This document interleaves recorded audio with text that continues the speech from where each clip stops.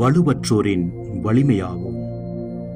நோயுற்ற சகோதரர் ஒருவர் திராட்சை பழம் தின்ன ஆசை கொண்டபோது நமது தந்தை தூய பிரான்சிஸ் அவரை கைப்பிடித்து அழைத்து அருகில் இருந்த திராட்சை தோட்டத்திற்கு சென்று திராட்சை கொடியின் அடியில் அச்சகோதரரோடு அமர்ந்து திராட்சை பழங்களை பறித்து தானும் தின்று அந்த நோயுற்ற சகோதரரும் உண்ண உற்சாகமூட்டி உதவினார். செலானோ 2ஆம் நூல் 176. இன்றைய சிந்தனை: நம்முடைய வலிமை சாகசங்கள் செய்வதிலும் சாதனைகள் புரிவதிலும் அல்ல, மாறாக வலுவற்றவரை தாங்குவதில் வெளிப்பட வேண்டும்.